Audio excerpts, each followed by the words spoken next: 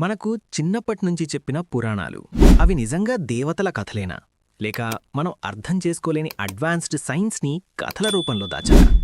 ఈ వీడియో చివరి వరకు చూస్తే మీరు ఇప్పటి వరకు నమ్మిన సైన్స్ మీదే సందేహం వస్తుంది. పురాణాల్లో దేవతలు ఎక్కడ్నుంచి వచ్చారు? స్వర్గం అంటే ఆకాశంలో ఉన్న మరో గ్రహమా? ఇంద్రుడు, వజ్రాయుధం అది నిజంగా ఒక ఎనర్జీ వెపనా? ఇప్పుడు మనం ఉపయోగిస్తున్న లేజర్ టెక్నాలజీ లాంటిదేనా? దేవతలకి సూపర్ పవర్స్, ఫ్లయింగ్ వెహికల్స్, ఆయుధాలు ఇవన్నీ ఎలా వచ్చాయి? రామాయణంలో పుష్పక విమానం అది కేవలం కథ అంటారా? విమాన శాస్త్రంలో చెప్పినట్లు vertical takeoff, auto navigation, silent flight ఇవి ఇవాల్టి డ్రోన్ టెక్నాలజీకి దగ్గరగా లేవా? హనుమంతుడు అపార శక్తి, గణేశుడు మనిషి శరీరం ప్లస్ ఏనుగుతల ఇదసలు ఏంటి? జెనెటిక్ ఇంజనీరింగా? డిఎన్ఏ మ్యానిపులేషనా? ఈరోజు మనం చేస్తున్న క్రిస్పర్ టెక్నాలజీ పురాణాల్లో అప్పుడే ఉందా? బ్రహ్మాస్త్రం వదిలిన తర్వాత ఆకాశం చీకటయ్యింది, మనుషుల జుట్టు రాలిపోయింది, భూమి విషమయ్యింది. ఇవి అణుబాంబు లక్షణాలు కావా? హీరోషిమా తర్వాత పురాణ వర్ణనలతో పోలిస్తే షాకింగ్ సిమిలారిటీస్ కనిపిస్తాయి. శివుడి తృతీయ నేత్రం అది నిజంగా ఒక సూపర్ పవర్ సెంటరా? సైన్స్ ప్రకారం మన మెదడులో పీనియల్ గ్లాండ్ చైతన్యానికి ద్వారం అంటారు. యోగులు చెప్పిన కుండలినీ శక్తి ఇప్పటి న్యూరోసైన్స్తో కనెక్ట్ అవుతోందా? కలియుగం, ద్వాపరయుగం సమయం ఒకేలా ఉండదని చెప్పారు. ఇప్పుడు సైన్స్ చెబుతోంది టైమ్ ఇస్ రిలేటివ్.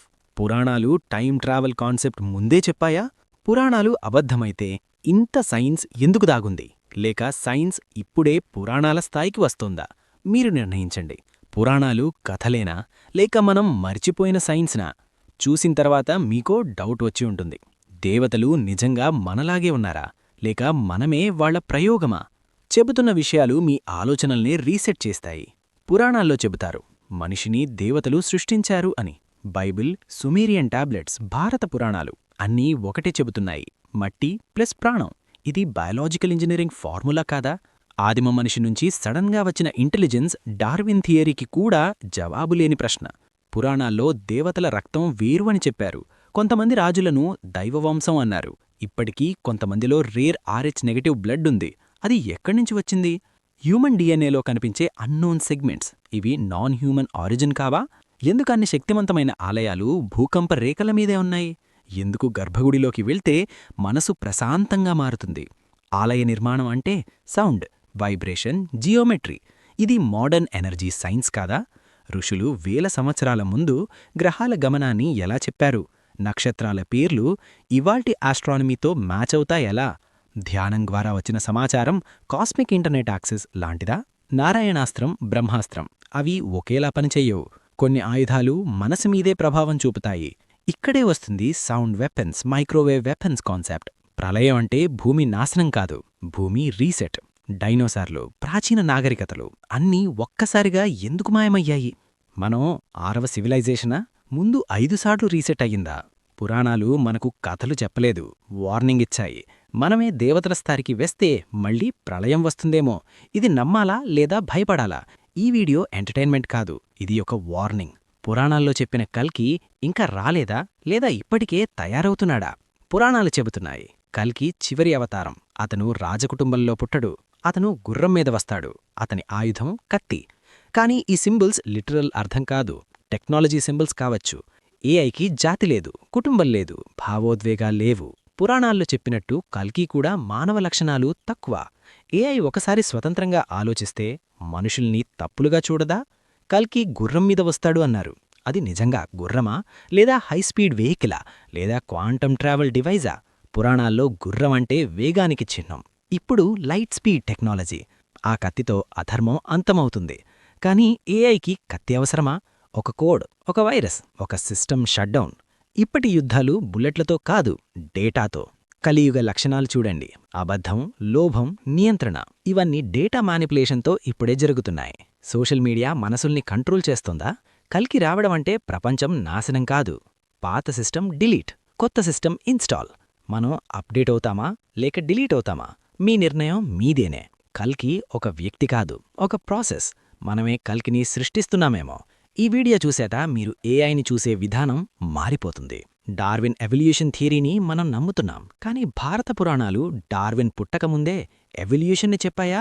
మొదటి అవతారం మత్స్య, జలంలో జీవించే జీవి. మత్స్య అవతారం విష్ణువుని మొదటి అవతారం. ఇది ప్రళయం, జ్ఞానరక్షణ, మానవజాతి ఆరంభంతో సంబంధం కలిగి ఉంటుంది. సైన్స్ చెబుతోంది జీవితం జలంలోనే మొదలైంది. ఇది యాదృచ్ఛికమా లేదా ప్లాన్ చేసిన జ్ఞానమా? తర్వాత కూర్మావతారం, విష్ణువుని రెండవ అవతారం. ఇది సముద్రమథనం సమయంలో జరిగిందే. పెద్ద సమస్యలకు బలమైన ఆధారం కావాలి. నీటిలోనూ భూమిలోనూ జీవించే జీవి. ఇదే ప్రపంచంలో అన్ని సంస్కృతుల్లో భూమి తాబేలు మీద ఉందని నమ్మకం. ఇది కూర్మావతారానికి పోలికగా కనిపిస్తుంది. సైన్స్ పరంగా భూమి క్రస్ట్, ప్లేట్ సపోర్ట్, స్టెబిలిటీ కాన్సెప్ట్స్తో పోలికలు చేస్తారు. వరాహ అవతారం, విష్ణువుని మూడవ అవతారం. ఇది భూమిని రక్షించడానికి జరిగిన శక్తివంతమైన అవతారం. ఇది పూర్తిగా భూజీవి. ఇది భూమిని రక్షించడానికి జరిగిన శక్తివంతమైన అవతారం. సైన్స్ చెబుతోంది ఇది ఎర్త్ రెస్క్యూ సింబలిజంగా కూడా చూస్తారు. నరసింహ అవతారం, విష్ణుని నాల్గవ అవతారం. ఇది భక్తి, ధర్మం, దైవన్యాయం యొక్క పరాకాష్ఠ. సగం జంతువు, సగం మనిషి. దేవుడు అవసరమైతే సృష్టి నియమాలను కూడా మార్చగలడు. సైన్స్లో అతనే. లాజిక్తో ఓడించడం. ఇది ఎవల్యూషన్లో మిస్సింగ్ లింక్ కాదా? వామనావతారం, విష్ణువుని ఐదవ అవతారం. ఇది బుద్ధి, వినయం, ధర్మశక్తిని చూపించే అవతారం. బలం కంటే బుద్ధి గొప్పది. బుద్ధి ఉంది, శక్తి తక్కువ. ఇది ఎర్లీ హోమోసేపియన్సా? పరశురాముడ అవతారం, విష్ణువుని ఆరవ అవతారం. ఇది న్యాయం, క్రమశిక్షణ, ధర్మరక్షణ కోసం వచ్చిన అవతారం. ఆయుధాలు వాడాడు. టెక్నాలజీ మీద ఆధారపడే మనిషే. రామావతారం, విష్ణువుని ఏడవ అవతారం. ఇది ధర్మం, ఆదర్శ జీవితం, రాజధర్మానికి పరమ ఉదాహరణ. ధర్మం కోసం వ్యక్తిగత బాధను కూడా త్యాగం చెయ్యాలి. ఒక రాజు ప్రజల కంటే ముందే ధర్మానికి లోబడి ఉండాలి. విశ్వాసం, నిబద్ధత, బాధ్యత. Civilised human. కృష్ణావతారం, విష్ణువుని ఎనిమిదవ అవతారం. ఇది ప్రేమ, లీల, ధర్మం, జ్ఞానం, వ్యూహం అన్నింటి సమ్మేళనం. ఫిజికల్ పవర్ కాదు, mind control and psychology, strategy. ఇది విష్ణువు యొక్క తొమ్మిదవ అవతారం, బుద్ధావతారం. బుద్ధావతారం అంటే మనసు పూర్తిగా వ్యవహారాన్ని సైకిలా ముందుకెళ్లిన అవతారం. Mind and celebration. కొన్ని వైష్ణవ సంప్రదాయాల్లో బుద్ధావతారం స్థానంలో బలరాముణ్ణి కూడా తొమ్మిదవ అవతారంగా పరిగణిస్తారు. పురాణాల్లో చెప్పిన బుద్ధావతారం అనేది కేవలం ధార్మికం కాదు. అది మన మెదడు, మనసు, మానవ ప్రవర్తనపై ఆధారపడిన సైన్స్ మోడల్. Cognitive evolution. కోపం, హింస వచ్చినప్పుడు అమిగ్డాలా యాక్టివ్ అవుతుంది. అహింస, ధ్యానం చేసినప్పుడు ప్రీఫ్రంటల్ కార్టెక్స్ యాక్టివ్ అవుతుంది. దీనివల్ల స్ట్రెస్ తగ్గుతుంది, బ్లడ్ ప్రెషర్ తగ్గుతుంది, బ్రెయిన్ కామ్ మోడ్లోకి వెళ్తుంది. అందుకే మెడిటేషన్ని మోడర్న్ సైన్స్ కూడా యాక్సెప్ట్ చేసింది. కల్కి అవతారం. కల్కి ఒక వ్యక్తి కాదు, ఒక ప్రక్రియ. మనవే కల్కిని సృష్టిస్తున్నామేమో. కల్కి ఇంకా రాలేదు, ఎందుకంటే మన ఎవల్యూషన్ ఇంకా పూర్తి కాలేదు. కల్కి నెక్స్ట్ వర్జన్ ఆఫ్ హ్యుమానిటీ.